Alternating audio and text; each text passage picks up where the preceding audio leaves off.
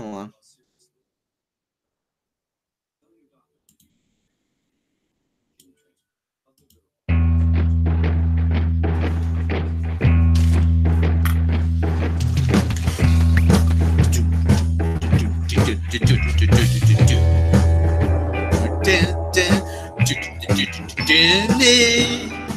Night's Edge after dawn.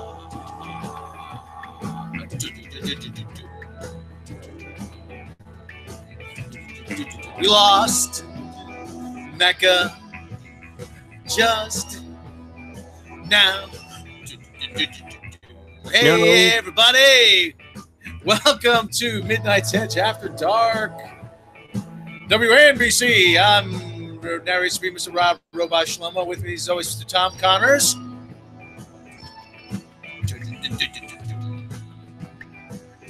Way to chime in there, Tom, on a timely manner. So, skipping over Tom is Miss Mecca Random. Hello. Oh, I must have had my thing on mute, I guess. That's all. Don't feel bad. My browser just crashed like the second before. I know, my computer's like running super goddamn slow, so I'm not going to be surprised if I'm next. Gotta love Windows and Google and everything. Well, Tyler Bioshock is with us. Tyler, how's your stuff running here? Weirdly enough, when I booted up my computer, it just gave me like a desktop with none of the icons. I had to reset it, and then it was fine. Okay. Now, fun with Windows 10. So, okay, let's see how long this lasts. Because good morning. Maybe Windows 10 has an update they're trying to. Yeah, we woke up Wilford Brimley. Great. Yeah, great. And I didn't start the the timer. Bill Gates, you son of a bitch. Yeah, stretch. Okay, just add Wilford Brimley. Diabetes. All right, everybody. We got some news actually that came right over the transom, as they say. Big news, actually. The big news was Zbigniew Brzezinski. So there's a lot of a lot of Marvel news. Actually, I got freaking on. Speaking of the news, I got the news on over here. Let me turn that down before we'll get a copyright strike from NBC. Oh, so anyway, Marvel has got like 4 animated series in the pipeline, and not all what you think they would be. So let's go through this. I'm going to take this from The Verge. And they're pretty much just rewriting it and recirculating it from other places. Marvel Studios and its parent company Disney have been pulling back on their association with Netflix ahead of the launch of Disney's own streaming service, as Netflix loses its licenses to stream Disney films and cancels its interconnected Marvel shows. So far, Luke Cage, Iron Fist, and Daredevil, with The Punisher and Jessica Jones still awaiting word. They're as good as canceled. Like awaiting execution. Yeah. Marvel's apparently forging a stronger connection with Hulu. News came out of the Television Critics Association uprights today that Marvel and Hulu will be partnering on 4 animated shows. Tom, didn't Fox own a substantial? Disney owns a substantial amount of. Now they own like 64%, I think it is. Yeah, so that's kind of. So that's kind of it's kind of no brainer there. Okay, so the shows are going to be MODOK, Hitmonkey, Tigra and Dazzler, and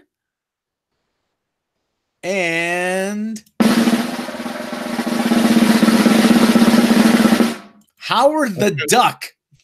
Kind of ruined it. It's on screen. Yay. Yay. So, yeah, so anyway. And there was much rejoicing. According to and actually the plan apparently calls for all 4 series to cross over to a special called The Offenders, much as Netflix's Marvel shows cross over in limited series The Defenders. The 4th series, Howard the Duck, based on the character by Steve Gerber in 1973 and previously made it to a deeply derided 1986 live action movie. I kind of like that movie. course, Leah Thompson's in. I like her in anything. She can read the phone book. I'd like it. It's a guilty pleasure. Yeah, oh yeah. It's likely to be the most familiar property for casual audiences. Filmmaker, and this is the good news, Kevin Smith and Aqua Teen Hunger Force and Squidbillies co-creator Dave Willis are signed to write and executive produce the show. MODOK will be written and executive produced by Jordan Bloom and Patton Oswalt. Jordan Bloom from Blumhouse, right? I think so. Marvel TV head Jeff Loeb. Yeah. Marvel TV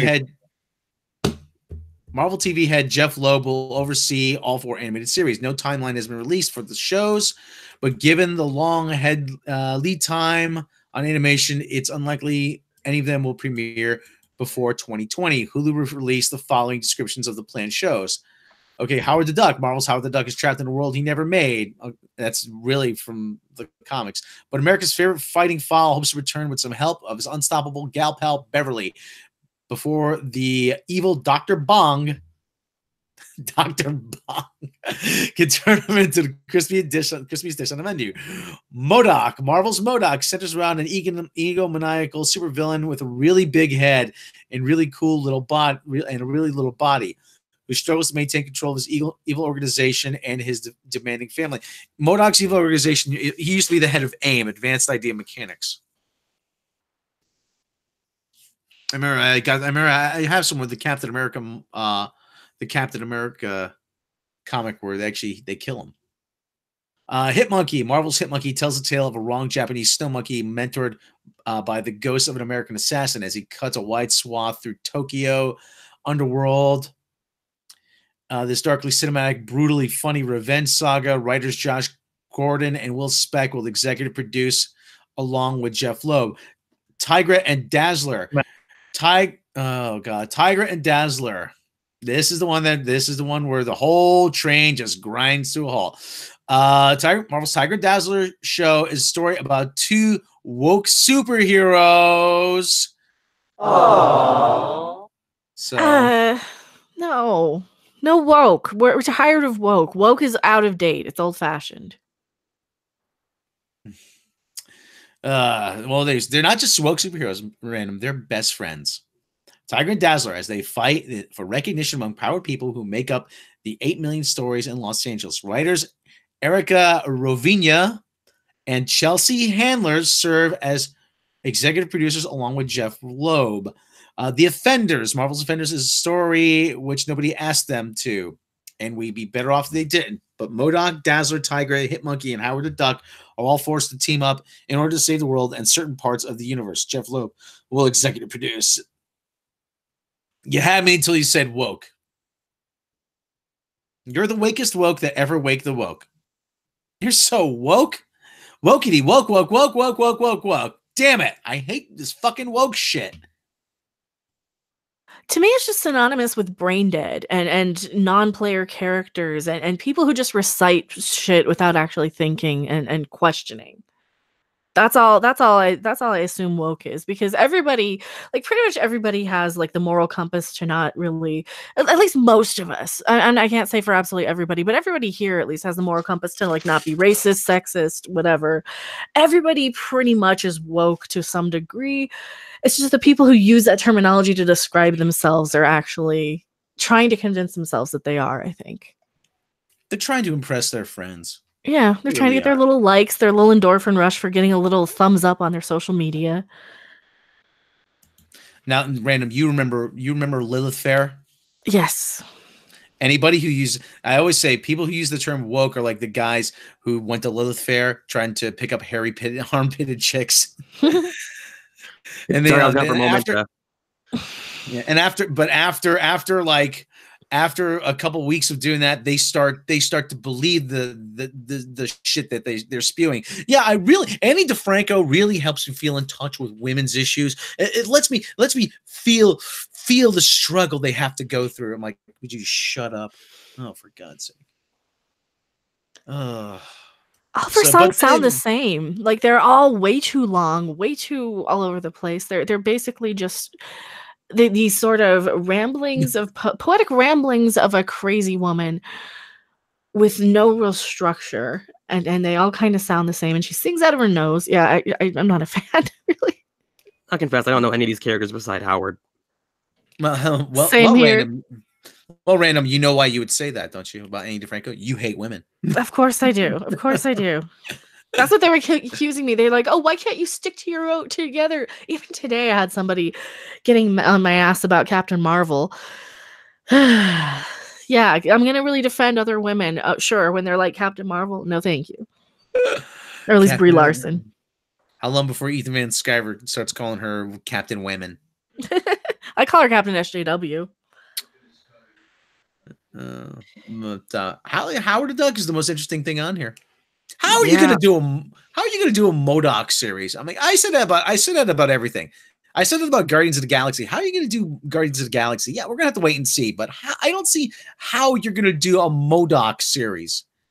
MODOK was a minor villain at best. Listen, I haven't read anything with MODOK in it since the 80s. But Howard even obscure? What? Is Howard even really that obscure? Because I grew up knowing who he was, not who the Guardians were. Well, before the movie, not a lot of people knew who he was. Eric Kelly calls her Captain Flatbutt. Get your pancake ass out of here. And that movie turns out to be good. We're going to be really regretting all these comments. Could be good. I'm not saying it's going to be bad. I'm just saying that the actress is kind of... Oh no! Like this is turning into how's this turning into like a Captain Marvel discussion as usual? If it's good, well, I will admit it's good. I will openly admit it's good. But if it's bad, hey, look out! Just grab secure any loose items in the cabin before takeoff. Mm-hmm. Yeah. Because yeah. But anyway, I don't know. This is probably gonna be this. You think this is gonna be the same style of animation as She-Ra or whatever? Oh, I hope not. I mean, it's got the Aqua Teen Hunger Force people behind it, so and Kevin Smith. Hopefully, they'll get some decent animators. Hopefully, I won't mind if it's kind of garbage animated as long as it doesn't look like as long as the characters don't look kind of how do I put this? I wouldn't mind South Park style animation as long as like the characters have kind of the same integrity, or at least Howard the Duck does. I mean, you got certain aspects of Howard the Duck that I'm surprised they got away with in back in like the movie, but oh god, yeah, we'd never be able to have like the duck tits, for example. Reading Play Duck magazine, you'd never be able to get away with that now. I thought you were gonna go with the fact that freaking Lorraine screwed a duck. That too. How dare you objectify waterfowl? I didn't put the duck tits in the movie. They did. I know. I watched the movie as a kid. I'm surprised we got away with it. But here's the thing: we weren't like complete and utter pussies like they are today. I'm sorry to say it. Sometimes they are. Didn't even notice. Probably not. They probably didn't watch it. They're probably like, "Oh, it's George Lucas. He did Star Wars. Sure, let him." Little like blink and you miss it. So maybe they just weren't even paying attention. Well, maybe. I want to take everybody. I want to take like all these. I keep saying I hate using the word SJW. I hate using that term, but I want to take all these people. I want to strap them to a chair, and I want them to watch. I want to force them, pry their eyelids open, and force them to watch 24 hours of Sam Kinison comedy specials and George Carlin on a loop. No, it needs to be Andrew Dice Clay. Andrew Dice Clay. Well, I think Carlin would be good because he would probably change their minds and open their minds a little bit. Mm-hmm. Sam would just be good for the shock value. You see, I was listening today. He was talking about when you break up with someone, just be the nastiest, dirtiest chapter in her sexual history. Oh, you wouldn't believe the things he made me do. It was unnatural. We broke into a church and we fucked an altar. You're right. I don't want to know things you did. I don't want to know. And then we got drunk and he shared with all his friends. Would you shut up already?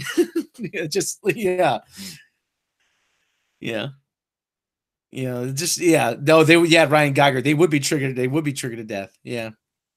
Sounds like it. Yeah. But that's what throw in case places house in case. Yes. Hey, Captain April, how you doing? throw them Blazing Saddles occasionally. But people need to be shocked just to show them, hey, your outrage does not make you special. That's my thing. And I'm hoping the Howard the Duck series is going to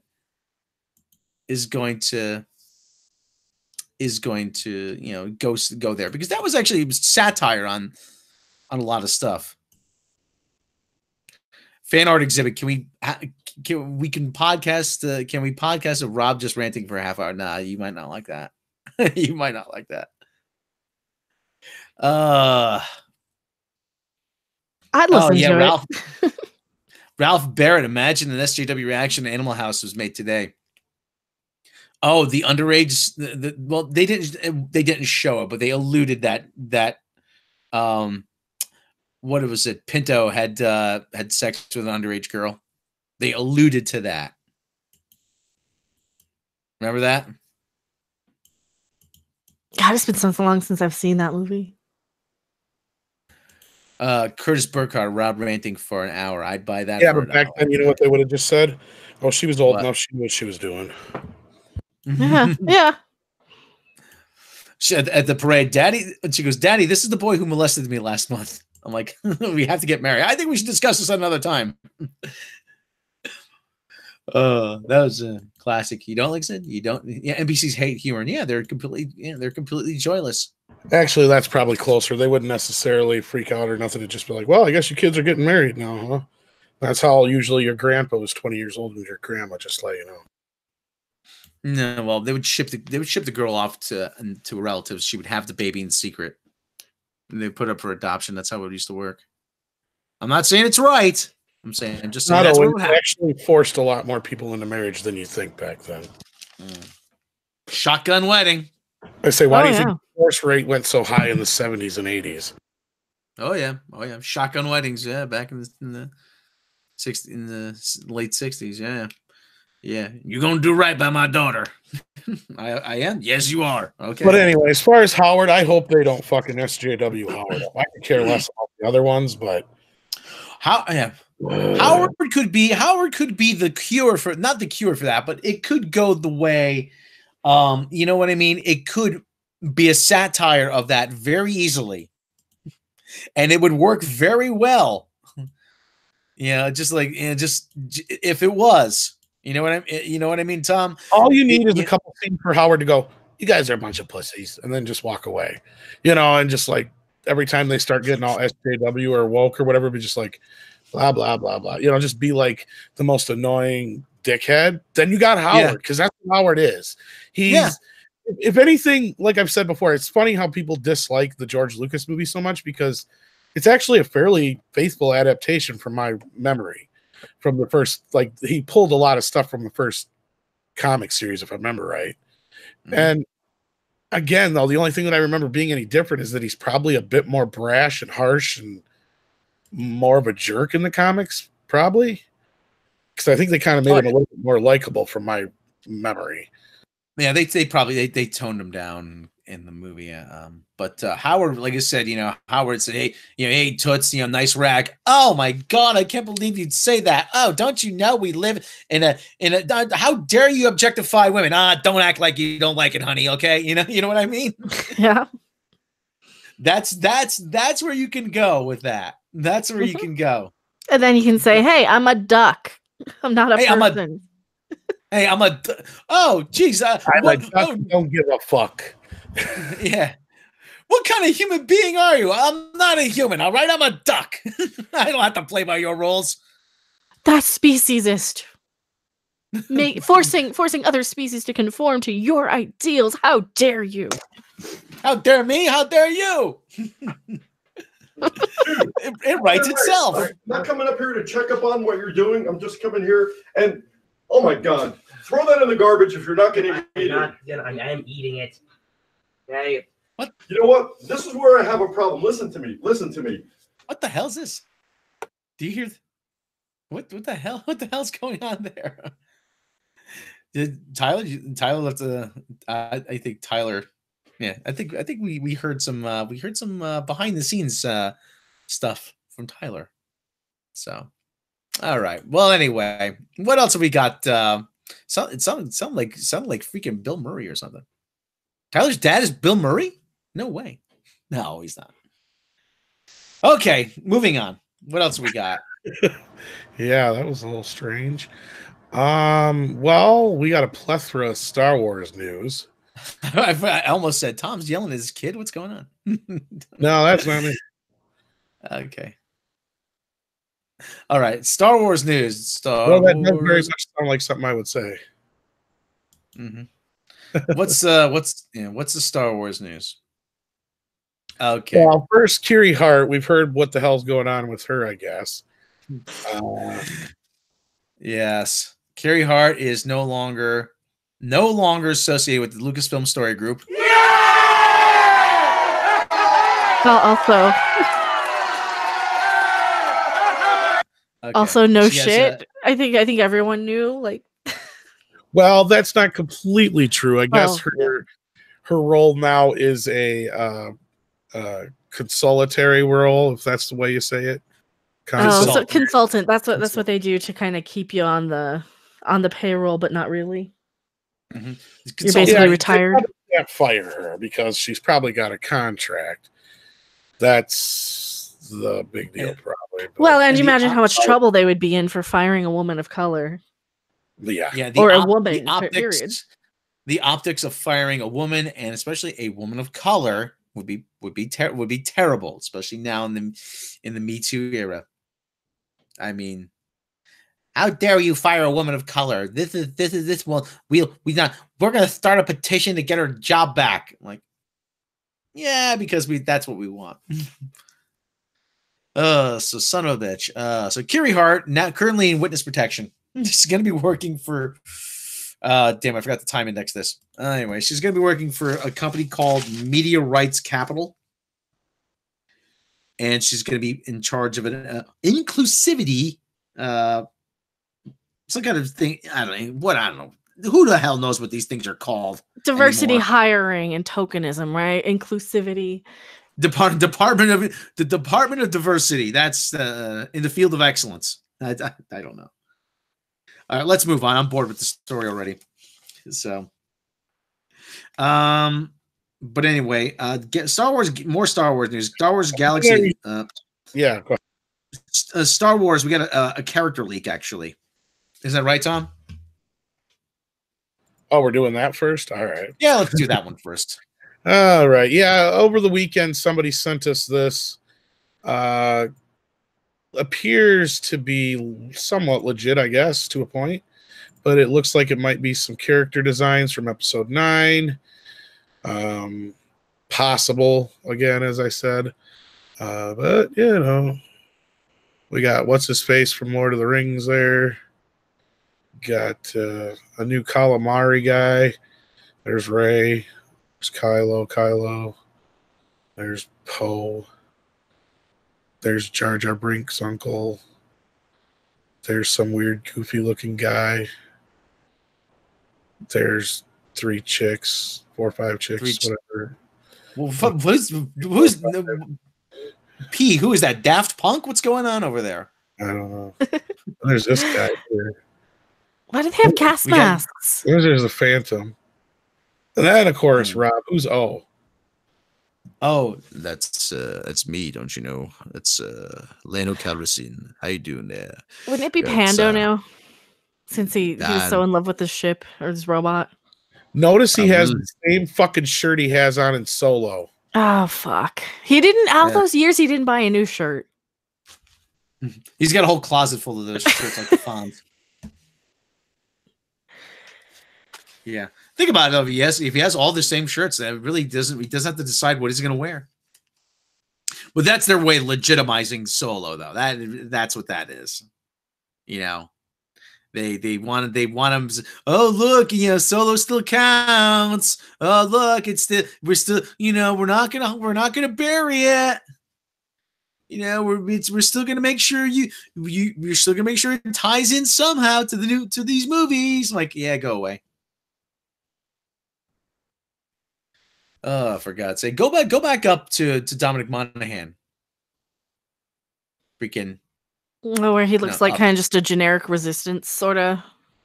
Yeah, he doesn't even look like freaky. He doesn't even look like what is he's dressed like Jimmy Stewart, like in the Grapes of Wrath or something. Look at that. You guys are really skimping on officer down in the thing. So yeah, but I mean, the Resistance really is that hard up on cash. You know, hard up for cash. Well, this Poe must looks be like like he's Kylo Ren's ladies. See here, because here's Kylo with his new horn mask thingy going on. Unless that's a different bad guy. Let me see here. Hooded Kylo. Okay, so yeah, here's his harem. But anyway, sorry. P is his harem. That's his harem. The P. Those guys. It is now. New alien costumes. Reference. Oh, okay. Well, they got the same kind of thing on as this thing, so why not? They love Kylo a long time. I gotta get lucky. I gotta get lucky. I don't know how the Daft Punk song. Yeah, and somebody pointed out in the chat that Rey's outfit looks a lot like Padme's. yes, Yeah. I think it is. Yeah. It's like we already got one. We already had her in the prequels that weren't very good. We don't need another one. New alien. But it's like, are they trying to foreshadow that she's Leia's daughter? Probably. How would Leia have? They probably that Leia probably had another kid in the time that her and Han were separated. Hey, I think I hit upon a plot point. Yeah, well, I mean, there's been a million little fan theories about it, and yeah. Hey, super chat. We got a super chat. Where? To Mark C. Thank you for the $5 super chat. Is that the back of a desk lamp and the robot B? Yeah. Tyler Bioshock. Sorry about the incident. Got it fixed on my end. Really sorry. Okay, no problem. Yeah, it looks like they're freaking skipping on the budget here on the costuming budget. What's that? This guy's got a freaking Rubik's cube over here. Gee, that guy. He's got a what's up with that? He's got some kind of sign. He's got something handwritten on that thing for the camera. Will rebel for food or something like that. I don't know. No, well, it's probably because that's a color test. I was gonna say that, or they're gonna. Yeah, these are all this is all costume tests. Yeah. Yeah. So you got the go back and go back up here. As I said, go back up a little bit. Go back. Let's see what we got here. We got this little midget dude here. We got a bicycle wheel with a funnel on it. We got this guy here, like discount Grand Moff Tarkin. We had another new droid that has a wheel bottom. Oh, how original! How original! We got look, this guy's recycled. That guy over here is next to Dominic Monaghan. He's recycled the Lando helmet from this one. You mean from? Yeah, he's recycled the Lando the helmet from Return of the Jedi. Well, that one actually appeared in Solo too. That was on like the desk, I think, or no, Lando wore it in Solo. That's right. Yeah. Are people bringing their own costumes to the set? Probably. Is that what it is? It's like we had the same budget as like as an Imodium commercial. Bring 2 changes of clothes with you. Oh. Yeah, Leandro Pontus. Yeah, toys. Pretty much. Yeah. But who wants them? No one's buying them though. Ryan Geiger, thank you for the $2 super chat. You know every one of these will be a toy. Yeah, that's right. Under alien control again? And the hairless porg, yeah. Okay, next, let's go to the next story. Yeah, where are the porgs? Porgs lives matter. Damn it. Porgs lives matter. Okay, Star Wars Galaxies of Adventures. That kid Star Wars thing, that where they take the audio of the original series and they reanimate it with crappy animation. Mecca, did you see what they did? I saw a little bit of how they changed something. I just skimmed through a little bit, but it looked like they changed Leia, like they retconned something. Yeah. Or they Luke is a bumbling idiot. Leia is leading the troops on Hoth. And pretty much Leia rescues herself during the shootout scene in on the Death Star. Because as we know, it's all about her, isn't it? I have a shirt that says that. It says, "This princess saves herself." And I kind of wear it as like this is the SJW Princess Leia shirt. I didn't know they were going to take it literally though. Oh yeah, they took it literally. Oh yeah, they took it literally. They took it literally because, like I said, hey, when you can't create your own history, rewrite the past. Yeah. But this is, what's the point of this? What is the point? I don't understand. What is it just Kathleen Kennedy's agenda? Whatever power she has. This a final fuck you to the fans? This is a final legitimization of the Last Jedi. Luke really was a bumbling idiot. He was really incompetent. Because it's about tearing. Well, it's about tearing down the old characters so they can push their new little agendas, politically correct characters. Because I'm surprised they aren't trying to destroy Leia. Because she did kiss her brother after all. Mm-hmm. Oh, she planted a big one on him. Big wet one on him. And yeah, nobody thought anything about it, but afterwards it's like, yeah, that's kind of messed up. They invented Pornhub, Oh yeah. All that porn you see with like Corey Chase, that was Luke and Leia originally. Why does she look like She-Ra? Oh, she kind of has that same little expression that Adora has in that new She-Ra. That stink face, that stink eye face, like yeah. And look at this, her success of the one here with the metal scene. She has this look on her face like, she goes, yeah, it's all about me. That's and I always say about feminism. Feminism used to be about building women up, not tearing men down. Mm-hmm.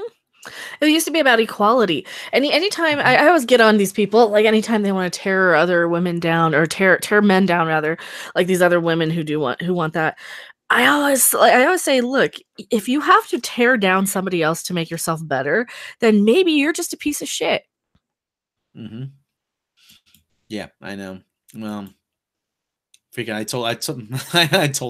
told off on one of them today. It says, go drink your kale smoothie, tweet from your Apple iPhone and shop at Whole Foods while that's owned by Amazon, while you tell the whole world about how much you hate corporations.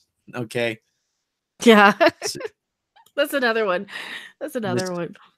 Yeah. Okay. From now on, we're gonna call any okay. Let's see if we can make this stick. I came up with a new term for someone for these blonde-haired white girls who scream about diversity. Mm-hmm. Like Brie Larson. Heather. She's no longer Miss Marvel. She's now Miss Mayonnaise. Because she's whiter than mayonnaise, and like she's screaming about people of color. I'm like, you're a white girl from the suburbs. What the hell do you know about people of color? Well, at the time that she dated a black guy, but that was just to piss off daddy. Yeah, they usually do. My problem with them is that they I had the realization last night when I was looking at the newest Captain Marvel TV spot that why I hate her so much is because she's like this sort of, I'm conditioned to. I can't help it. That's how I grew up. I grew up in the 80s. What was every 80s female bad guy in every 80s movie? They were always the pretty. They were the pretty. I'm back. Hello, welcome back. You are back. Yeah, I do very much apologize for what just happened about 10 minutes ago. I didn't know your dad was Bill Murray. Oh my god, he kind of is. Yeah. All right. Well, the ugliness aside, okay. The unpleasantness, as to say, okay. Oh yeah, but yeah. Oh, so like all these girls, like all the girls, all the bullies, and all the bad guys in the 80s movies were always the rich, pretty, white, blonde. They all had like the brand new BMW that Daddy got them on their 16th birthdays. Yeah. Yeah, and that's what Brie Larson reminds me of. Is every one of these kind of bad girls, every one of like the Heathers and all of these sort of girls. And that's why I don't like her, because she's like this perfect, pretty, blonde, skinny, rich, bitchy faced.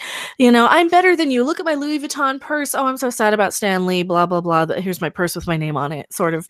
that's who she is. That's who she reminds me of. That's who she had, like, the appearance of on social media and in reality. You know, they're like, oh my god, I should care about diversity and stuff. And Daddy, buy me a new iPhone. You know, and that's who she is. And of course, I can't help it but being like conditioned. She's a princess, is what Yeah. it is. She's Daddy's little girl. She a Jewish princess? No, she's a little white girl. But Terry Light, $25 super chat. Thank you very much, sir. So, is the new Star Wars Galaxy cartoon Prime canon or wait? This seems very familiar. It's just they're taking the audio and they're of the original. Yeah, I don't know what they consider it. Try and introduce try and introduce it to kids. Hey, Yeah. I have to introduce the Star Wars universe to kids. Show them the freaking movies. oh, they're too violent and they're outdated and they're not diverse enough and they're too long. Do kids even think Okay, that way, hold on. though? No, it's their parents. wait. It's their parents' bullshit. Okay, I have Brie Larson's Wikipedia page. Larson was born Brienne Sidoni de Saulniers on October 1st, 1989 in Sacramento, California to Heather and Sylvain. I'm not going to. So her mom's a Heather. How curious. Her parents were homeopathic chiropractors. Yep, her mom's a Heather. Oh my God. And they had a daughter, Melaine. Another daughter, Melaine. Her father is French Canadian. And in her childhood, Larson spoke French as her first language. Oh, Pretentious like much? gag me with a spoon. Excuse me, madame.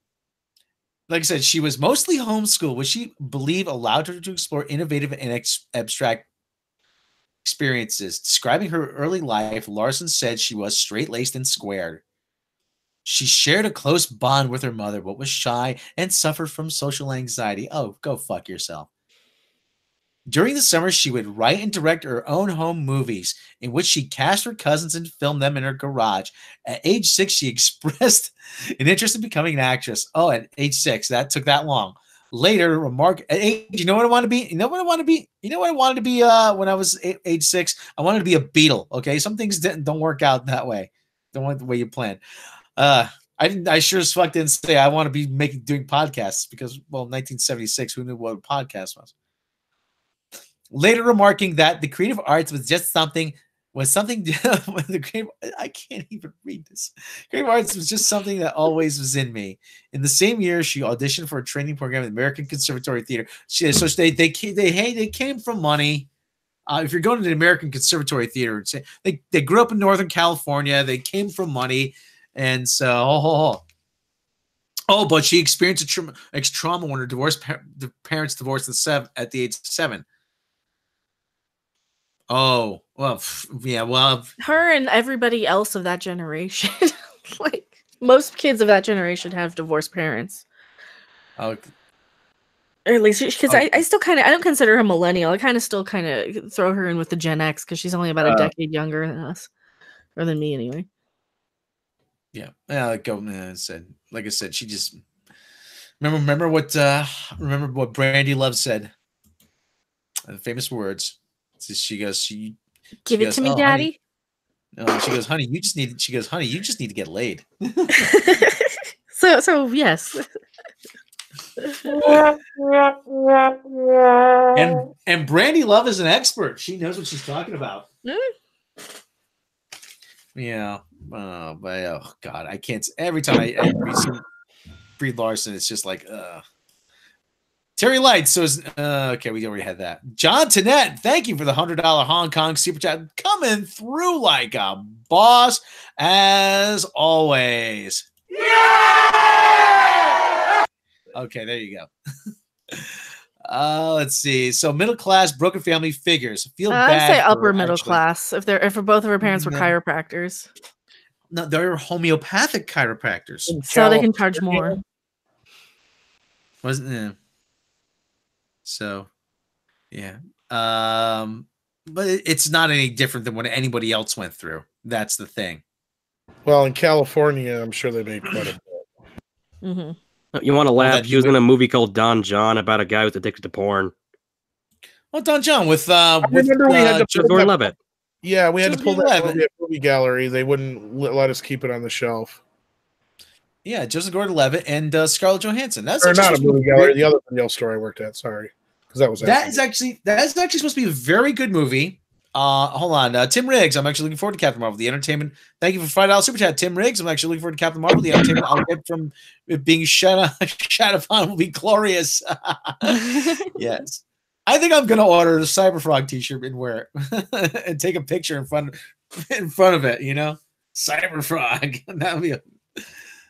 I guess I'm the only one with the wait and see approach. I mean, I don't like the way she's gone out on social media and the shit with, like, you know, the picture with thinking of Stan Lee. It's like, oh, good God, let's just see that your shoes match your purse. Aw. We're not ripping Captain Marvel. We're ripping her. Mm-hmm. Yeah, we're ripping her right now. There's a difference. Okay, what else? But what else have we got, Tom, for news? Because as much as we'd love to rip Brie Larson a new one all day, you know, we gotta move on, you know. Yeah. But final words though. Go to hell, you mutant offspring of comedy people. Okay, so. All right. I still say she just comes across. It's just the thing she said, you know, about you know, not caring what white men have to say and getting mad because somebody smiled at her or wanted her to smile, or you know, there's just so many little things. Poor thing.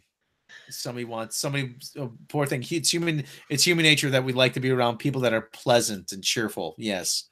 Mm-hmm. Yeah, that's so terrible. And I hate girls. Yeah, honest truth is we wouldn't be complaining about her image if she seemed nice. Exactly. It's not working. All the people next door are cooking something. I don't know what. Yeah. Oh, thank you, MW77. The $1.99 super chat. Are Bree's bosses Iger and Feige white men? And yes, they are. I'm pretty sure she hates them. Yes. Her white slavers, according to George Lucas. Yeah. Oh, George. Yeah. Yeah, and I'm pretty sure Kevin Feige keeps just, you know, whenever he was on set, just pointing at himself, just pointing at a picture of Yvonne Strahovski on his phone. Just, I'm pretty like maybe he sends that to her in emails in pictures of Yvonne Strahovski. Bree, you know, you can be replaced. You know, it's just like send her pictures of Edward Norton and Mark Ruffalo side by side. See if she gets the message. You can be replaced, Jiggy baby. So, all right, what else have we got in the news, Tom? Speaking of being replaced, I sent you the link if you didn't have it. Yeah, Bryan Singer is in the news. Segue. It's called the segue. Well, that's the thing that you fall on your ass when you get on. Yeah. Brian, I was about to say, who spells Brian with a Y? It's almost worse than spelling Ryan with an I. With an I. Well, I think I could take the Brian with a Y more than Rian. So don't say his name too often. He's gonna appear. If you say it 5 times, to show up. No. Then we'll have to smack him down. I'll have to like summon Bloody Mary to fight him. All right. We got to quit talking. Bryan Singer. Millennium's Red Sonja movie put on back burner amid Bryan Singer controversy. EFM. What's EFM? I don't know. Let me check. I remember EMF. Those guys, it's unbelievable. Exclusive. Exclusive Millennium Films Red Sonja film with Bryan Singer's being put on the back burner after the movie was on the slate last year at the American Film Market. The prolific U.S. mini studio has told us the project is not on the slate at the moment and is not for sale at the EFM in Berlin.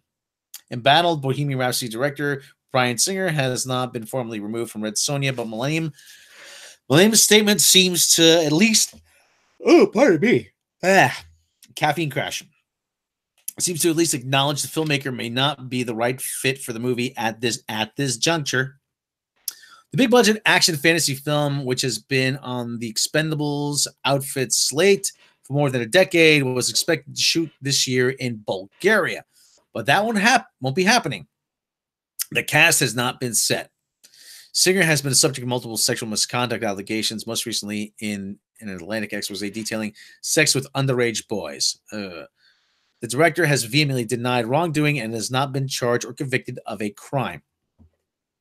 Box office sensation Bohemian Rhapsody has 5 Oscar nominations, including Best Picture. Last week, BAFTA took the unusual step of removing the filmmaker from contention in its Outstanding British Film category due to allegations. In the U.S., GLAAD went a step further by removing the Queen biopic, whichever one pronounce it, entirely from the nominees. Allegations have led to intense scrutiny over the choice of Singer to direct comic book adaptation of Red Sonja, about a sword-wielding heroine with a dark backstory, including her sexual assault. Millennium Films CEO Avi Lerner last week rode back comments he made 2 weeks ago praising the director and confirming him as the film's director. The comments came. Another super chat. Captain Hare, the MEAD musical, Doomcock, Harvey duet yesterday brought me to tears. Can't wait for Rob's 30-minute solo about the Knicks and Trevor Noah. Don't get me started. I accidentally saw him on CBS this morning. Well, I think Donald Trump is shut the fuck up, you idiot. EFM anyway. Means the European film market. Okay. Thank you very much. The comments came out the wrong way, he said last week, though the veteran producer stopped short of officially removing Singer from the project. I think victims should be heard, and this allegation should be taken very, very seriously, he said last week. I don't agree to judge by Twitter. I want the accused to be judged by the court. Oh, that's fair enough. Okay, so Red Sonja put on hold. Bryan Singer hasn't been convicted of a crime yet. But we tend to it's pretty much like majority rule now in the Orville. It doesn't matter if you're guilty or not. People just you're tried in the court of public opinion. Oh yeah, well that's going on so much with like Vic from Star Trek Continues and the anime voice actor whose name I can never pronounce, but. Vic Manonia, I believe. I'm saying it wrong, probably. True, but there's been accusations about this for decades.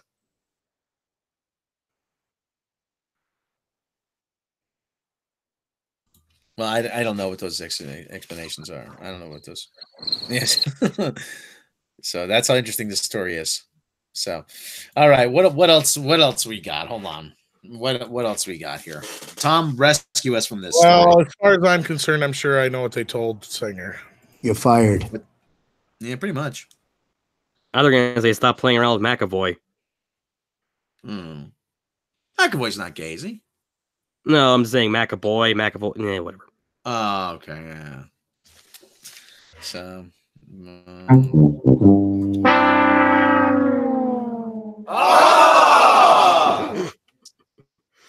All right. So what else we got? Tom, rescue us from this news.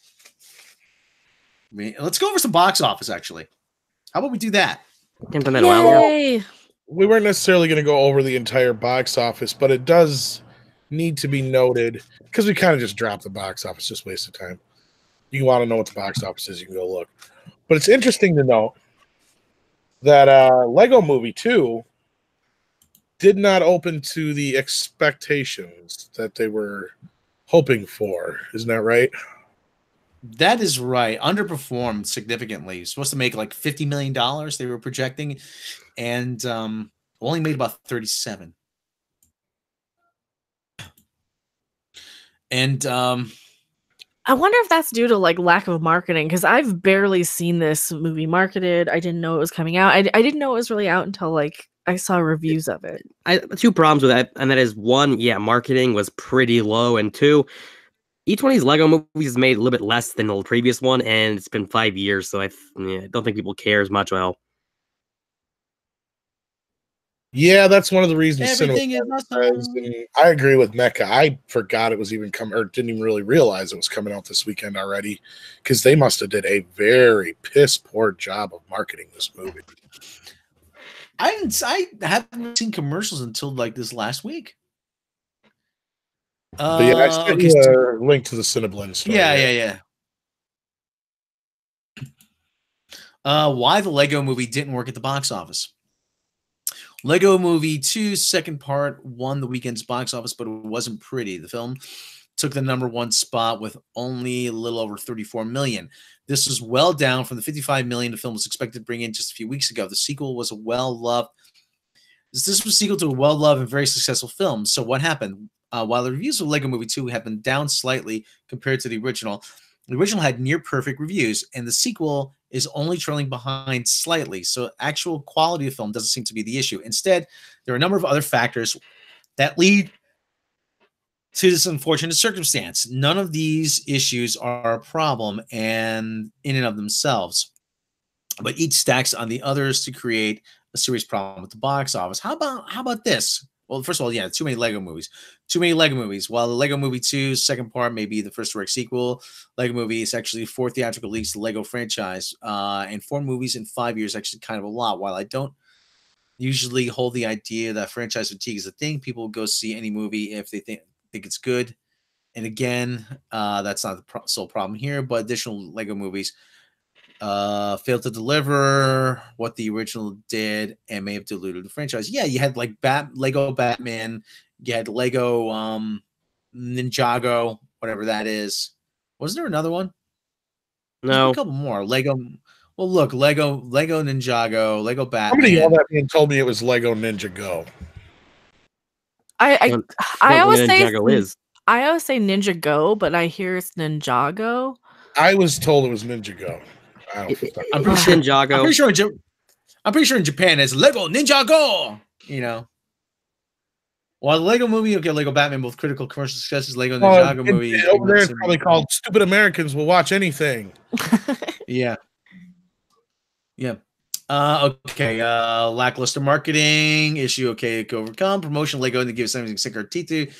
Beyond, hey, it's that movie you liked, but that didn't happen. The marketing felt like it was on autopilot. It didn't feel like it was promoting a major franchise film. It felt it was just another movie, and there was no reason to give the audience a rush out and see it. Good reviews help, but won't draw audience involved by themselves. Seems here on social media, the idea of big brand sales itself has gained traction, but the fact that it's simply not the case. If Lego is going to be its own franchise, then Lego movie sequels need to feel like they're the Avengers of this particular cinematic universe. Pardon me. The marketing push behind the Lego Movie 2 didn't make this direct sequel feel like it was any more special than the Lego Ninjago movie. If the audience doesn't feel like they need to be sure to see the movie, they're not going to bother. Box office just sort of sucked. Yeah, the box office was down. Sequels aren't automatically success. Okay, they're given various reasons. Yeah, all of the above. The other thing I keep saying is, when does this whole self-referential meta humor stop working? Well, you know what I mean? What really brought up here is that, Rob and Becca and I are old enough to remember back in the 80s and 70s, sequels had a stigma. Mm-hmm. Like, the studio wasn't always quick to make a sequel like they are now. Because generally back then, most sequels didn't make but half or less than what the original movie did. And a lot of times they cost a lot more because everybody involved with the first one, if it was a hit, always wants more money, and you always got to go bigger and whatever. So you have bigger, a lot louder, explodier, yeah. More obnoxious, yeah. So chances are 9 times out of 10, a sequel will pale nearly every time in comparison when it was like 20, 30 years ago. Then shit changed. Then all of a sudden in like the late 90s, early 2000s, comic book movies, I think, really kind of boosted that. Because I want to say, what was probably one of the first big blockbuster movies where the sequel made more than the first one besides Terminator 2. Ghostbusters? Actually, No. No, Ghostbusters did. Actually, you know what? Wrath of Khan made more than the Star Trek motion picture, I think. No, I think it made just under. Terminator 2, besides maybe Godfather 2, is probably one of the few times in history where that happened up until the last 10, 15 years. Because then after that, like leading into the 90s, then sequels started to see more, for some reason, started getting more popular. I don't know what happened. And then next thing you know, especially when comic book movies came along, every sequel would make double or 3 times what the original movie would make. There's no excuse anymore for sequels not to be making twice as much as the original movie in theaters if they were a hit and well received, because Tyler just told me, because I asked how much the original made its opening weekend, and it was $69 million. This is half of what the original made its opening weekend. That's bad. Yeah. And like I said, they're projecting it to make so much more. Because like even Tyler pointed out before the show, even though, you know, Glass didn't necessarily break the box office like everybody was kind of predicting, it still made more money than Split did. And now it's officially M. Night Shyamalan's second highest grossing movie, right behind The Sixth Sense, which The Sixth Sense is in like the top 5 highest grossing movies of all time, I think. But anyway, this is not good for this franchise. And if I'm one of these franchises that's looking to cash in on the Lego movie hysteria and all that, like I know they were talking about a Minecraft movie and a Play-Doh movie and whatever else, I'd second think. What the hell can you get that? I don't know. What the hell can you do with a Minecraft movie? Oh, they have the story mode video game. We don't talk about that. Well, let's face it, all these movies are going to wind up being Lego and movie ripoffs like Emoji Movie was. You know, I mean, that's kind of what they're all becoming. And maybe it's not even so much the Lego factor as it is we've seen this same fucking story now 20,000 times.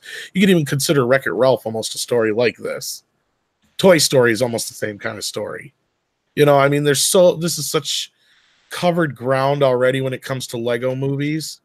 Yeah, there's a Play-Doh movie coming out, Captain Robert April. I'm surprised you didn't know that. Oh God, that was a joke on the last season of Community. Yes, Mr. Wolverine 007. Not only did Spider-Man 2 do better than the first film, I believe, Spider-Man 3 was the highest grossing of all of them. Yeah. So that's what I'm saying. We've come to a day and age, and maybe it even started with the Lord of the Rings. That's probably the first time, because the second movie I think made more than the first one. The Return of the King made even more than that, I think. Oh, because everything they want it to be Star Wars and Lord of the Rings and everything. But Star Wars, that was even common to where all the sequels for every Star Wars movie, they never made as much as the first film. But Lord of the Rings, though, the thing that people miss about Lord of the Rings is that it's actually one movie. It's 3 parts of the same story. Oh yeah, that's what people. Tolkien was pissed that they split it up. Christopher Tolkien was kind of angry about almost everything. Well, I mean, how long are we going to be there all day? And for 9.5 hours, 10 hours? I mean, come on. Well, of course, it was going to be several movies. So I remember when 3 movies. I remember when I went to see Fellowship of the Ring, there was a couple in front of me, you know, and they're, you know, Sam and Frodo are looking at the rocks of Mordor. You know, I don't know what the road ahead holds for us, Sam, but I'm glad I'm taking it with you. And they go down the hill, and the credits come up. The guy in front of us the guy in front of me says, "That's it." I said, we've been here 3 hours. There's going to be 2 more movies, man. And not only that, a lot of that shit in the end of the first movie is from the second book anyway. Yeah. So, oh yeah. Yeah, the whole scene with Boromir being killed. That's the first couple chapters of the second book. They also don't describe it either. What's that? In the book, they don't actually show his death. They just come across him and like, oh, he was shot by like 20 arrows. They don't show him die in the book. You just his brother finds him or whatever. Yeah. But like, no, that's the kind of where I think it started, where we had this whole franchise idea, and it was the must see. You have to see the next one. Harry Potter was another one that was the same way. Spider-Man, it kind of started happening again, like we brought up earlier. But this is not good, because normally franchises anymore, the second film always seems to do better than the first. I'll say this: if Christopher Tolkien thought that the movies were disrespectful to his father's legacy, he better not have played those Shadow of the Mordor games, because the second one freaking made Shelob the Spider a freaking sexy woman. His head must have exploded. Oh boy. Did you ever hear this story about in the 60s the Beatles wanted to star in Lord of the Rings? Oh yeah, Mhm. Ringo. Oh, was John wanted to be Gollum. No, John wanted to be Gandalf. Paul was going to be Frodo. Of course. And George was going to be. George was going to be. He was going to be. I don't know if he was going to be Merry or Pippin. Well, George and Ringo were going to be George and Ringo were going to be Merry and Pippin. I can't remember which ones they were supposed to be though. Boy, I wonder what that would have turned out like. Well, you know, there was actually the Could have been a musical, probably. Probably. Oh yeah. But yeah, thank God it never happened. Yeah, I'm kind of curious to see what it would have been like, though. It couldn't have been any worse. We got a lot of other shit at the time. The Bakshi movie was okay, but they never got it finished. The first television Hobbit was good, but The Return of the King was horrid. Oh yeah, that the Rankin Bass special. movies. Yeah, the first one was great. The Hobbit was awesome. I grew up on that shit. That was my introduction to Lord of the Rings. The first one is pretty much is just hand drawn animation over film, isn't it? Rotoscoping, yeah. Kind of. See, no, you're thinking of the Bashki one. I think Rankin and Bass did use some rotoscoping, but not that much. Because there's no way the Hobbits aren't rotoscoped, no. But yeah, Rankin and Bass I'm sure did at some point, but Bakshi's was like entirely rotoscoped, like from beginning to end. That was his thing. Like, so he literally had actors act out all the movie, and they animated over the actors in full costume and shit. Have you ever seen that one, Rob? I'm not sure. That I'm trying to think. Pretty good. 70, was it 78? 77, I want to say. 78 or 77, somewhere in there. And they were supposed to continue it, but it didn't make any money, so they didn't. Right languished for years. I remember. Oh yeah. Oh, directed by Ralph Bakshi. Yeah, 78. This one here. 78. Yeah, I remember when it was released. I desperately wanted to see it. I was 8 years old. Yeah, I'd love to get it. Is it on Blu-ray? Yeah. It's not horrible, but it's very dated, and obviously, if you've seen the Jackson versions now, it'll pale in comparison. Oh yeah. Oddly enough, Christopher Tolkien actually really likes that movie. But it's there was one. You said there was one before this, though. No, I think it was the first adaptation. Yeah, that was the first one as far as Lord of the Rings. But then they did the Hobbit, Rankin and Bass, however you say it, television special a couple years before that. And then to finish off the story, because they never did finish it in theaters, they hired Rankin and Bass, Warner Brothers did or whatever, to just do Return of the King and adaptation. It doesn't really pick up where the other one leaves off, but it does kind of finish off the story. The only high side of it is you have a lot of the same voices involved. And even what's his face, Sean Bean, who did Bilbo in the first one, does Frodo in this one. Yeah. Like I said, it's Wait, did John Hurt come back for that? Samwise, actually. And I remember the Sorry, Rob. 1980 Return of the King. Hold on, Return of the King, side by side, Rankin Bass, Peter Jackson, 03. I've seen a little bit of it. It's pretty bad, frankly. Yeah. It is bad. Okay, made for television. One made for TV to underwhelm them all. That's a great review. And the worst part is there's this bit where they're singing that song, "When There's a Whip, There's a Way." I remember that. Yeah, that I remember. There is a way. Yeah, and I remember Gollum being. I remember Gollum being a lizard. Yes. Well, that was actually one of the parts I kind of liked, even though they changed Gollum's appearance. I can't remember who does the damn voice, but I love the guy who they got doing the voice. Oh shit, what's his name? He's just got original. one. Yeah. Peter Woodthorpe is listed In which one? in the Ralph Bakshi version. No, not that one. The one in The Hobbit. He came back for. They got most of the voices back for that Return of the King. That one's actually more of a sequel to The Hobbit because it's made by. It's weird. They changed Saruman's name to Aruman. That's because they thought kids and people would get confused because of the whole Sauron and Saruman thing. We'd have faith in the audience. They were right. It's confusing. And they even fucked up twice and actually left his real name in because I think they re-recorded it after the fact. Okay. So I'm clear. There was a 1977 Rankin Bass film, The Hobbit. So yes. I'm just so Return of the King is actually a sequel to The Hobbit. Okay, but the Ralph Bakshi one, to finish up the story. But the Ralph Bakshi one was supposed to be 2 parts. It was the first half of the Two Towers, and there's supposed to be a sequel, but that never got made. That's supposed to be its own thing. Exactly. That's really supposed to be its own thing. Okay. Yeah. Okay, but rumor is that Warner Brothers commissioned the Rankin and Bass Return of the King to technically finish off that whole thing. You can kind of watch them together. Kind of. The Return of the King from Rankin and Bass, though, glosses over a whole bunch of shit, doesn't pick up where the other story left off, and it's all like stuff that's in Return of the King, and it's very little. It's like mostly the end. Yeah. Like I said, the Ralph Bakshi one is the rotoscoping one, right? It's like I said, actors in costume, and they animated over it. With John Hurt as Aragorn. Yeah. John Hurt was John Hurt's a big time actor. And they had John Huston play Gandalf. Yeah. Animation. Okay, I've got the publicly and about by playing utilizing entirely new filmmaking technique. These live action footage rotoscope to produce the animated look. This saved production costs and gave the animated characters a more realistic look.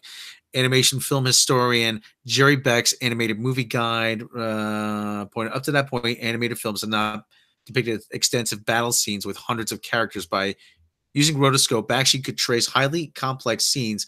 Oh, wow. From live action, transform them into animation, thereby taking advantage. Oh, how about that? Okay.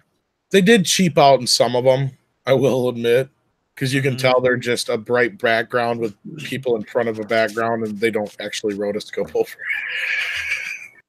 How do we get to this conversation? Sequels. But yeah, Lego Movie. Yeah, I'm kind of surprised. How about we do a live? How about we do a reaction to how long is Lord of the Rings? Is that one? Animated long. Yeah. Like not 133 minutes. 133 minutes. 133 minutes. You don't. I was gonna say because we got to find something to do a live watch along with. A live watch of Lord of the Rings. Oh no! I do have a DVD copy of it too. I could send you. Okay. Hold on. Let's talk about. There was another thing that dropped, the Aladdin trailer. Oh, we got to talk about that. Yes. Oh no! Yeah, we got to talk about that. I was looking forward to this. Oh boy. Oh God! What? Like him. Oh my God! Does the CGI? No. They spent all the fucking money on Captain Marvel and fucking Avengers and Lion King, evidently, because Will Smith looks like shit. The whole movie looks weird. I mean, it looks like they shot it in India. I'm glad they made him blue, but you can tell it's CGI. I hope it's got a lot of work to get done on it yet. Oh my God, does it look bad? And the whole thing is that, like I said, the whole exercise is just coming off as rather pointless, because now, like I said, we're getting a quote unquote live action Lion King, because it's going to be all CGI, really. If you think about it, it's not live action. It's not really. Yeah, but we're getting a live action Lion King. We're getting a live action Dumbo. We're getting a live action Aladdin. That's 3 of these films in a year. Mm-hmm. Yeah, way to pace yourself, guys. Jeez. Well, they're trying to make up for all the money they lost on Star Wars. There's 4 of these movies coming out this year. God, that is horrifying.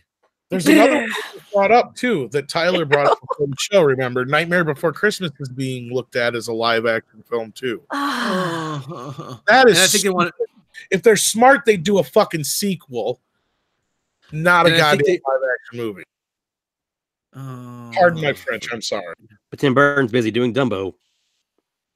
He is. Yeah. He didn't Oh my- technically direct it anyway. He just Produced it.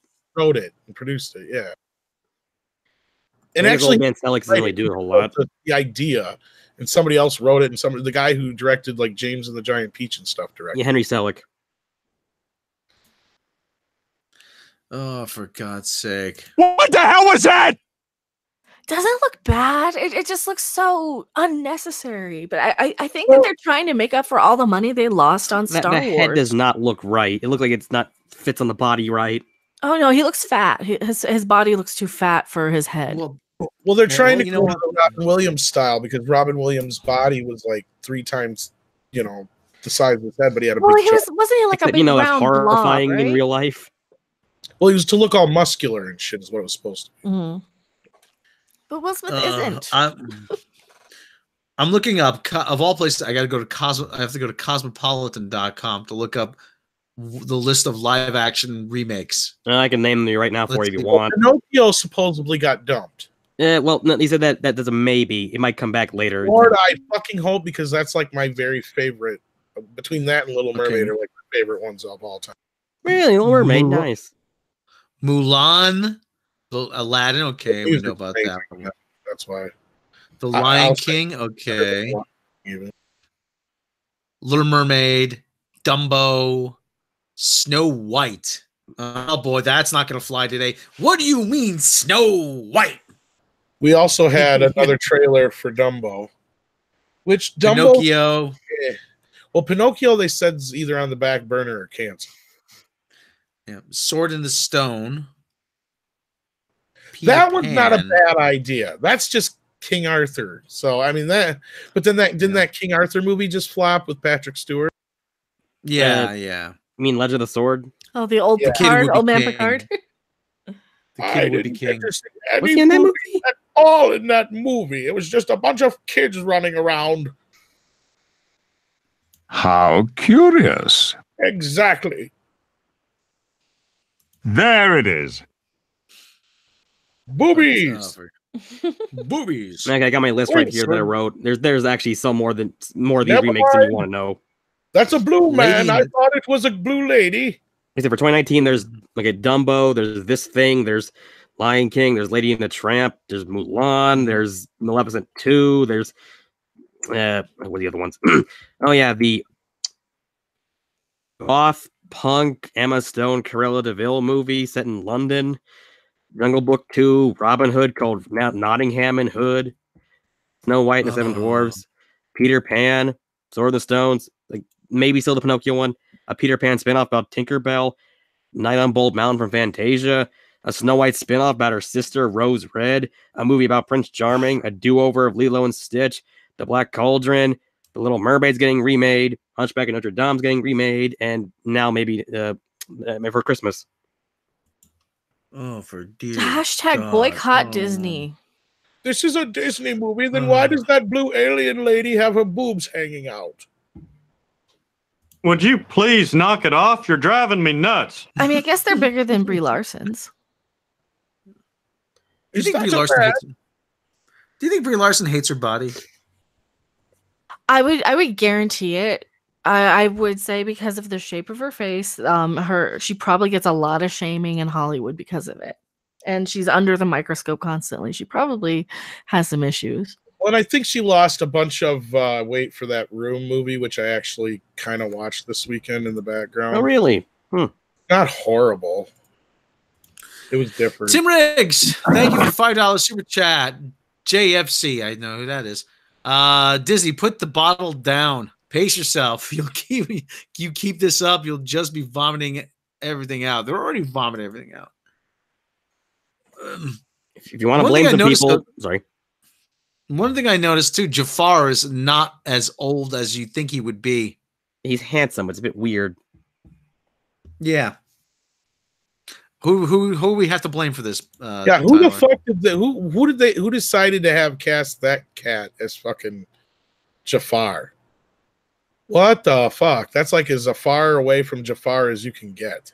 He's actually more handsome than What the guy playing hell was Aladdin. that? Yeah, you couldn't find some like character actor, a good decent character actor to play Jafar or anything. Really? How many character actors do you know of Middle Eastern origin? Find one. Yeah, That's don't worry. what Disney will I'm paint him. asking. We'll paint Who him brown cares? just to be sure. There's another. He's the bad guy. Make him a white guy. Who cares? Cast Jeremy Irons. There you go.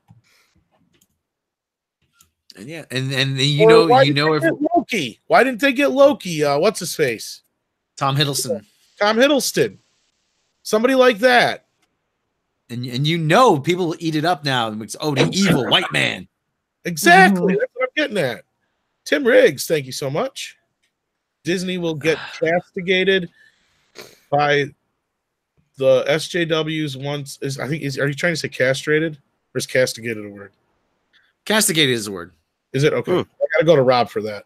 SJWs, once the SJWs realize that Disney is just whoring out all their princesses, it's just a matter of time. Well, it was kind of like the Buffy thing. Notice how funny it was that they don't give a shit if it's something that they don't care about. As soon as it's something they give a fuck about, holy shit, did they lose their minds that they were making Buffy black? But did you hear a bunch of people calling them a bunch of racists? I didn't. Did you, Mecca? I called them racists myself for it, but that's why I brought it to you. You were don't you ever bring up that Monica Rambeau was Captain Marvel because they turn on you in an instant. Did you see their little GoFundMe Captain Marvel stunt that she did not too long ago? And they used 3 little girls, and I made the point of saying that those 3 particular little girls, 2 out of 3 of them would have probably loved to have seen Monica Rambeau on, as Captain Marvel. Yeah, that's a stock photo. Those girls are like 18 now. Well, that's what I assumed, but yeah. Well, I know. But, I mean, they want this. They chose this diverse group of little girls to specifically kind of use that as their angle, because people would probably complain if you had 3 white girls there. I mean, obviously. Yeah. Oh, look at that! So who's excited for this movie? Nobody. God, no. I have a feeling this might be Disney's first live-action flop if they don't play it right. I was wondering 2 was their first flop. Well, technically, yes, but this, I mean, in a sense that this should be like huge. And see, in Alice in Wonderland, those movies I almost don't count because they weren't remakes of the originals. Well, it was originally written as a sequel to the original animated movie, so it kind of counts. Barely. No. But that's what I'm saying. Is like that's kind of in that little sort of kind of area. But I think Pete's Dragon flopped. No, I know, but I mean of their animated movies because Beauty and the Beast made $1 billion. Maleficent was a huge hit. That wasn't so much of a sequel, but as a parallel. What was the other one? Cinderella did okay from what I remember. I don't think it flopped. That made about $500 million on a $90 million budget. Right. So this ain't gonna flop, but this might be the first one to really underperform because I don't hear a lot of positivity about it. Yeah. You know what else they're not going to say about oh boy. Like I said, nobody's going to criticize it though. Nobody's going to criticize it. Oh no, there's going to be criticisms. But no, but you're not doing it. Oh well. But I'm thinking that people are they're going to trip over themselves not to be critical. You know what I mean? Disney already got in trouble because of that controversy where apparently they were turning like background extras into Arabic people, like browning them up. But then again, Beauty and the Beast was a really bad movie, so maybe it won't matter. No, these things print money. They never have flopped. Yeah, you're right, Mecca. You're right. It's gonna make it. Yeah, that's a bad thing. Believe me, that is definitely a bad thing. But even if this flops, they're not going to stop. I mean, I sat through that Beauty and the Beast, and I've admitted several times Beauty and the Beast is probably one of my least favorite of the Disney films. And I felt sorry for anybody who was a fan of that movie. Because that reboot is horrid. Oh, God. It's so much like the original to where you're like, you might as well just watch the original. And what isn't is just stupid. And when, Ron Perlman's Beast in that series from the 80s or early 90s, whatever it was, looks a hell of a lot better than your CGI Beast does, you're in trouble. Oh, fuck that. The old 1946 Jean Cocteau movie looks better. Regardless, yeah, there was no reason to do that much CG. Like, they were going to make him originally makeup and hairstyling, but at the last minute they said, yeah, it's easier to CGI it. Fuck that.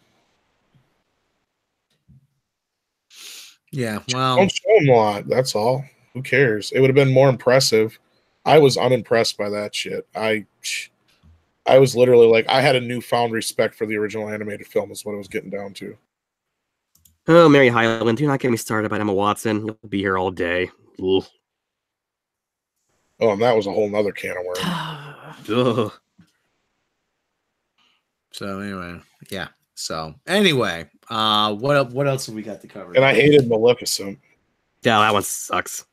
I kept pronouncing it Maleficent. It is. It's deficient. It is just stupid.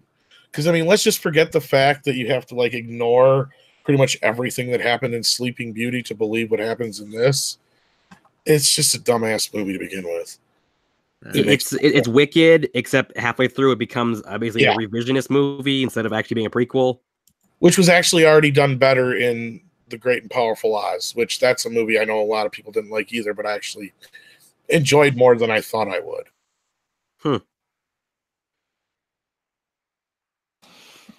Yeah, that Oz reboot, or it was a sequel. It wasn't terrible. It was ostensibly, I'm imagining what it kind of. I'm sure it stole a lot from Wicked. I've never actually did Wicked, but I'm aware of what it is. Yeah, I didn't see Wicked, but no, it was fine. It was kind of a good bridge between Return to Oz and I think the original movie, but Return to Oz, just some crack shit. Yeah, it's so dark. I would love to have known how that movie actually got made. Well, it was the 80s. Somebody on coke and having a fever dream did some mushrooms, and then they went to a cabin in the woods and wrote that movie. And there was a moose head on the wall, a rotting pumpkin on the porch, and all they had for furniture was a bed. I'll be more convincing than Mel Gibson when he apologized to the Jews. And when they were done having their fever dream fucked up, coked out, I'm sure even Harry Nilsson showed up at one point. And then Harry Nilsson? Nobody's done more drugs than Harry Nilsson. I'd like to living this without you. I think it was greenlit by Ron Miller, and when which I think Ron Miller greenlit when he was still CEO of Disney, and then Eisner just went, yeah, sure, let's keep going with this.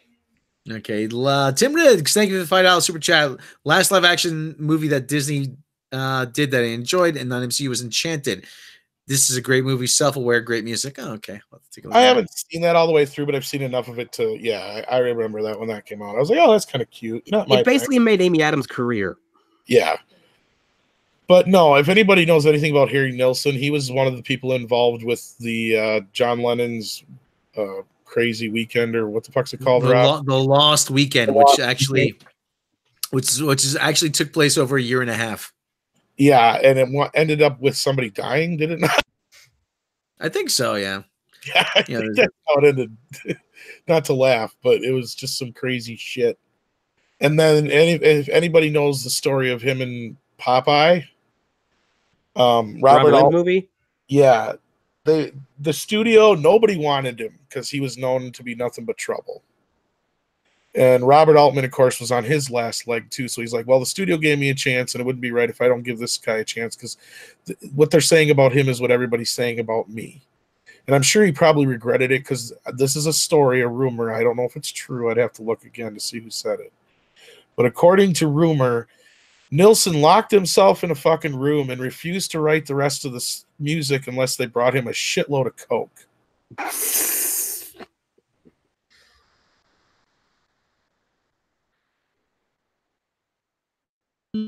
Yeah, sounds about right. It's a great gig if you can get it, right?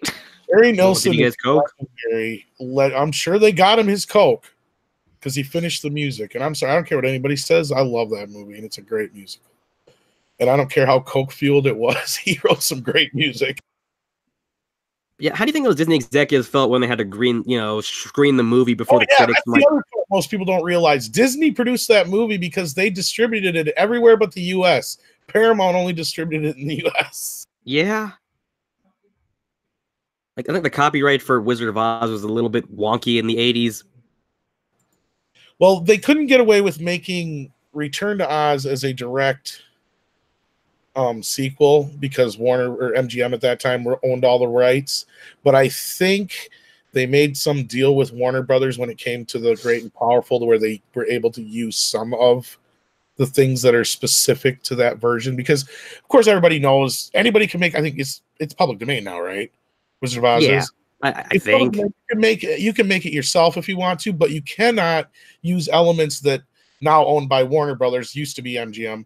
Warner Brothers owns now, that are specific to that version because those are copyrighted by them. That's kind of like the whole thing. I think you can do whatever you want, but you can't use like red ruby slippers or anything like that. Ruby slippers is like the most famous thing, but there's a couple other things that are in there that are different, so that they could kind of copyright it themselves. But I think Disney worked out a deal to where they could get some of the things that were technically part of that, or they were able to avoid them in a way because they didn't touch Dorothy or anything like that anyway. So, and I don't mean that in a sexual way. I mean in a literal way. Like, they didn't get into her story, so you didn't have to get into all that crap. But they just shocked her brain. Did they have the ruby slippers in The Great and Powerful? I can't remember now. I don't think they did. I can't remember. But anyway, we've gone on a long diatribe here. Yeah. All right, we got any more news or? Oh, there was some other things, but we can save it for tomorrow or the next day because we've got so much shit that we've already gone. Like, how long now? Almost 2 hours. Hour and a half actually. Yeah, so let's I'm just getting this image of like old man Michael Eisner sitting there with the coffee watching the movie, and then gets to the scene with like the freaking decapitated heads all screaming at Dorothy and going like, "What the hell is this shit?" Was it Bob? It's Bob Evans, Robert Evans that produced Popeye, wasn't it, Tom? Yes. The guy's a Hollywood legend. Yeah. Yes. Yeah, that show actually, Kid Notorious. Yes, I've seen that. Well, I've seen his documentary. Have you ever seen his documentary? No, I haven't. But he's a real character. Johnny Fontaine's story in Godfather is very similar. I thought that was supposed to be Sinatra inspired. It is too. Yeah. But has anybody actually read the book Godfather? It has the weirdest interlude chapter I think I've ever seen in a book. Let's just say Evans had a lot of connections. Like, I read the book Godfather. There's an entire subplot about one of the Sonny's mistress having a literal loose vagina. It's the freaking weirdest thing. Hey, she had a loose vagina. You know what I mean? Yeah, and then she gets surgery to apparently tighten it up, and she falls in love with like the surgeon and has like 20 kids. It's a bizarre subplot. Not really surprised it got cut from the movie. Yeah. It's okay. Well, all right. And on that note, what better note way to end the show on. So I think I might be Jesus.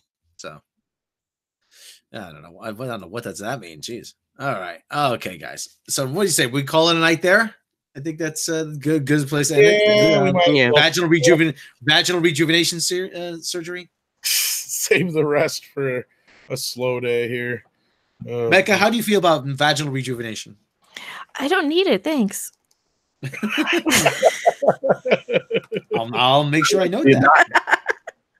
Well, we know Wilfred. I went to see a doctor. Yes. Yeah. Okay, everybody. If you like what we do here, and why wouldn't you? You can click subscribe. Click subscribe, click like, click the bell icon. That way you're notified of all the latest content. You can head over to my channel, click like, subscribe, the bell icon there. You can head over to Patreon. Patreon supporters will get all kinds of bonuses. Bloopers, outtakes. We missed a super chat. Adam Woodford says we missed one. Shit, we did? Okay, what was the super chat? Adam Woodford, let me scroll back. Yeah, let me check too. Tim Riggs? No, we got that one. Well, I think we got both of Tim Riggins. Adam Woodford, $2. I smell a Hollywood crash coming. Oh. Yeah. I don't doubt it. It's Nah. probably gonna be. And thank you for supporting that. What have I did? Thank you very much, Adam. Well, anyway, if you want us to keep covering the crash, Hollywood crash, like I said, Patreon, like I said, get all kinds of bonuses, my stand-up set, bloopers, outtakes, behind the edge, making of episodes, lost episodes, and more. If you want the means to support us on Patreon, click like, subscribe, and share with your friends because we cannot do this without you. Mecca, tell them about your channel. I am Mecha Random 42. I complain about Star Trek and Star Wars and Captain Marvel. And I'm always over here on the live shows. Yes, you are. Tyler, tell them about yourself. I'm a writer for Midnight's Edge. I'm in the Facebook page frequently, and I have my own little podcast where we talk about the greatness and virtues of peanut butter. And he's evidently grounded. Yes. All right. How old are like I you, said, Tyler? I thought we were hiring an adult. You're not a kid, are you? Like real kid, like under 18, right? Oh no. This isn't like oh god, what was that one movie from 2000 by Cameron Crowe? Almost Famous. Almost. Yeah, I'm not like I'm 13 here going like, well, yes, I'm a big writer, man, for Rolling Stone. It would explain a lot. No, I'm just kidding. All right, kids. And on that note, like, thank everybody for joining us.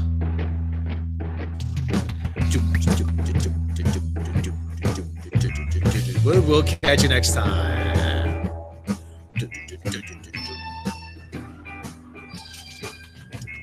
Have a good day.